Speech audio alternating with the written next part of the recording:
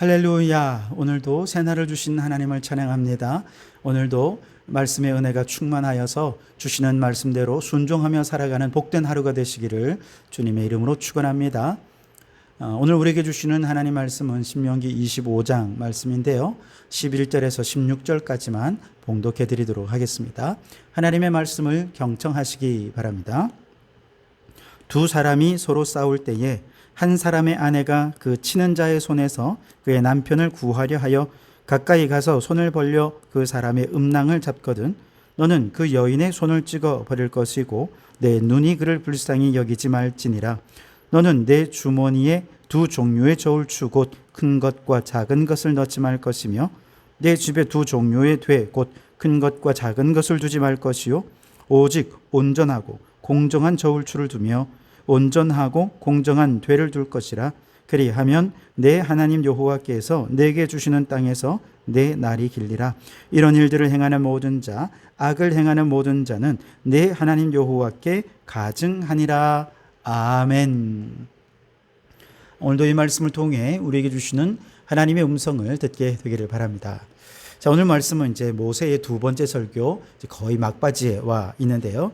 근데 오늘 얼핏 보면 무슨 일을 회개한 말씀이 있는가라고 생각되는 내용이 있습니다. 11절 12절에 보면 두 사람이 서로 싸울 때에 한 사람의 아내가 그 치는 자의 손에서 그의 남편을 구하려 하여 가까이 가서 손을 벌려 그 사람의 음낭을 잡거든 너는 그 여인의 손을 찍어버릴 것이고 내 눈이 그를 불쌍히 여기지 말지니라. 그렇게 말씀을 하시죠. 자, 두 사람이 싸우는데 자기 남편이 당하는 걸 보고 참지 못한 아내가 상대 남자의 고환을 잡아버렸다는 것입니다. 문제는 도대체 왜 이런 회개한 것까지 성경에 기록해 놓느냐라고 하는 것인데요. 그 이유는 고대 사회가 자손의 번성을 굉장히 중요한 시대가 아니었습니까? 그런데 남자의 고환을 잡았다는 것은 생식의 기능에 위협을 가하는 매우 중차대한 기능이라는 것이죠. 더구나 그 당시의 문화에서 남자가 여자에게 고환을 잡혔다? 이건 개인뿐만 아니라 가문의 명예를 훼손하는 심각한 모욕으로 여겨졌다는 것이죠. 지금 이 문제를 이야기하기 직전에 앞부분의 5절에서 10절에서 무엇을 얘기했냐면 계대 결혼의 규례에 대해 설명을 했습니다. 계대 결혼은 여러분 아시다시피 가문을 이제 형이 먼저 죽고 가문을 잇지 못하게 되자 가문을 잇지 못하는 건 수치가 되는 것이기 때문에 가문이 수치를 당하지 않기 위해서 이제 동생들이 형수와 잠자리를 해야 한다고 명령하는 것이죠. 그런데 만약에 형수를 취하는 걸 거부하는 자 어떻게 해야 되느냐? 장로들 앞에서 신을 벗기고 얼굴에 침을 뱉도록 하며 모욕을 주는 행위를 했다는 거예요.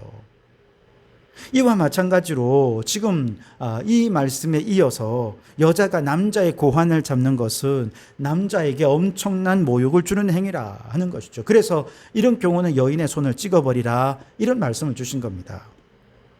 사실 이 사건은 우리에게 무엇을 얘기하고 싶은 거냐 하면 상황이 아무리 급박해도 그리스도인이 지켜야 할 인격적인 마지노선이 있다는 것이죠. 이 여자가 아무리 화가 나도 아무리 급해도 상대방 남자의 고환을 잡아서는 안 되는 거죠. 이거는 있을 수 없는 것이죠. 다른 사람의 가문의 명예를 떨어뜨리는 것이고 모욕하는 것인데 어떻게 이런 일을 하느냐? 이건 안 된다는 것이죠. 예를 들어 오늘도 마찬가지인데요. 우리가 목사가 예를 들어 강단 위에서 말씀을 전하면서 아주 상스러운 욕설을 한다고 생각해 보십시오. 그건 있을 수 없는 일 아니겠습니까? 장로가 예를 들어 술주정하면서 동네를 소란하게 한다고 생각해 보세요. 이거는 교회가 수치가 되고 예수님의 영광이 가리워지는 일이 될 겁니다. 교회 집사님이 사람들이 다 보는 데서 멱살잡이하고 싸운다고 생각해 보십시오. 물론 이런 일들은 결코 일어나서도 안 되고 그럴 수도 없겠습니다만 만약에 이런 일들이 일어난다면 이건 단지 사회적으로 지탄받아 마땅한 비도덕적인 행위가 아니에요. 훨씬 더 넘어서 마치 여자가 남자의 고환을 잡아서 그 가문 전체를 모욕을 주는 것처럼 이건 교회와 하나님 나라를 위해 아주 큰 모욕이 되는 행위를 한 것이 되는 것이죠. 그래서 아무리 상황이 급박하고 화가 나고 또 혹은 어떤 문제로 인해서 이렇게 해야 된다 하더라도 우리는 교회와 하나님 나라에 모욕을 끼치는 일을 행해서는 절대로 안 된다라고 하는 것이죠. 우리 그리스도인들은 그래서 화도 마음대로 못 내는 사람들입니다. 아무하고나 비열하게 싸워서로 안 되는 존재가 우리 그리스도인들이라는 거예요. 에베소서 5장 8절에 보면 우리 성도들 향해 이제 너희는 빛의 자녀가 되었으니 빛의 자녀들처럼 행하라 라고 말씀하고 있습니다. 우리의 영적 신분이 바뀌었으니 바뀌어진 영적 신분에 따라 우리의 말이 달라지고 행동이 달라지고 인격이 달라져야 한다는 것이죠. 그래서 우리 성도들은 오늘 이 시대에 하나님의 백성으로서 품위 있게 말하고 행동해서 아무리 급해도 교회와 하나님의 나라를 모욕하게 만드는 그런 일들을 행하지 말고 반대로 오히려 예수님의 향기를 세상에 풍기고 우리를 인해서 하나님의 영광을 받으시는 그런 하나님의 백성다운 삶을 살아가는 성도들이 되시기를 주님의 이름으로 축원합니다. 자, 15절 16절을 보시면 오직 온전하고 공정한 추를 두며 온전하고 공정한 되를 둘 것이라. 그리하면 내 하나님 여호와께서 내게 주시는 땅에서 내 날이 길리라. 이런 일을 행하는 모든 자, 악을 행하는 모든 자는 내 하나님 여호와께 가증하니라 그랬습니다. 자, 공정하지 않은 추와 공정하지 않은 되, 이것은 여호와께 가증한 것이다 말씀합니다. 왜 여기서 속이는 건 사람이고 속임을 당하는 것도 사람인데 왜 이것이 하나님께 가증한 것이 되는 것일까요? 여기서 가증하다라는 말은 구토가 난다라는 말에 아주 격한 표현을 말합니다. 이 말은 하나님의 백성으로서 지금 구토나는 삶을 살고 있다는 것이죠. 하나님이 보시기에 그렇다는 말씀은 이건 아주 치명적입니다. 사람들이 괜찮다고 해도 하나님이 토하실 정도로 싫어하신다는 겁니다. 우리가 한 가지 오해하고 있는 게 뭐냐면 어떤 것들은 분명히 하나님께 행하는 것이고 어떤 것들은 분명히 사람에게 행하는 것인데 그런데 하나님께는요, 하나님에게 행하는 것도 하나님께 행하는 것이고 사람에게 행하는 것도 하나님께 행하는 거라는 거예요. 여러분, 우리가 교회에 헌금하는 건 누구에게 하는 것입니까? 하나님께 하는 것이죠. 그러나 실질적으로는 교회에다가 헌금을 바치는 거죠. 우리가 이웃에게 사랑을 베풉니다. 그러면 분명히 사람에게 하는 것 같지만 하나님께 하는 것이기도 합니다. 그래서 마지막 날 양과 염소를 나누어 놓고 염소편에 있는 사람들이 우리가 어떻게 이렇게 지옥에 오게 되었냐고, 우리가 얼마나 열심히 좋은 일 많이 했는데, 그때 주님께서 뭐라고 말씀하십니까? 작은 소자에게 하지 아니한 것이고 나에게 하지 않은 것이다. 그렇게 말씀하지 않으셨습니까? 그렇습니다. 사람에게 하는 것 같아도 그것은 곧 하나님께 행하는 것이 되는 것입니다.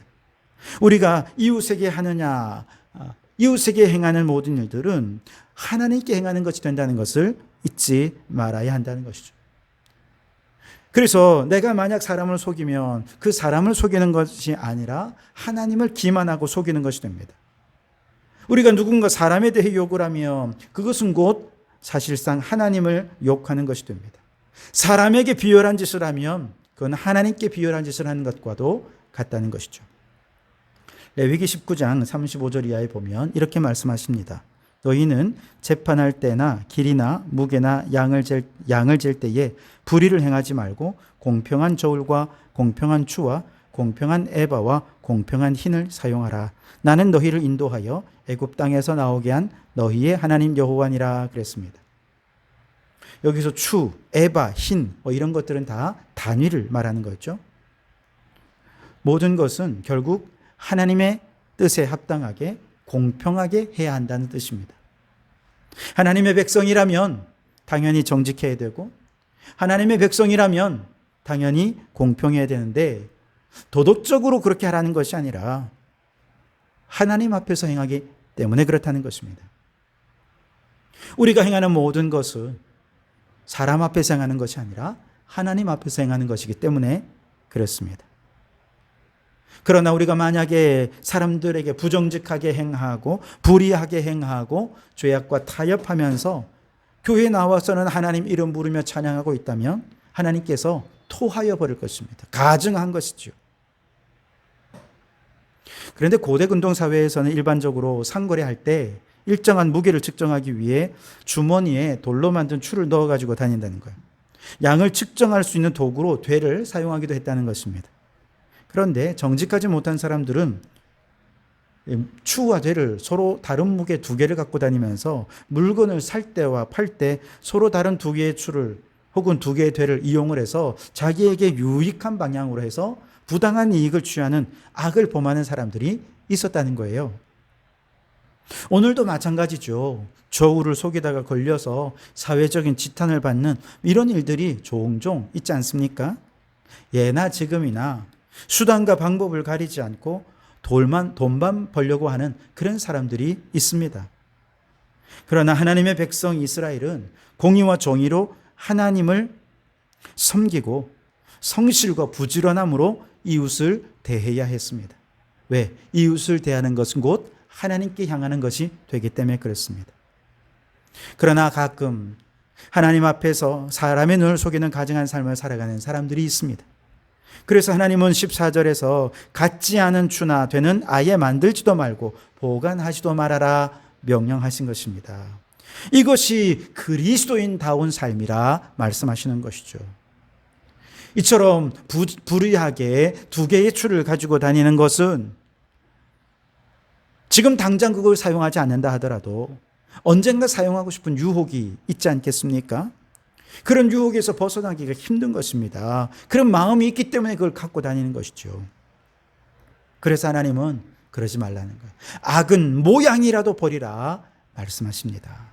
이렇게 작은 속임수로 세상을 살아가는 그리스도인들이 어떻게 세상에 빛이 되고 소금이 될 수 있겠습니까?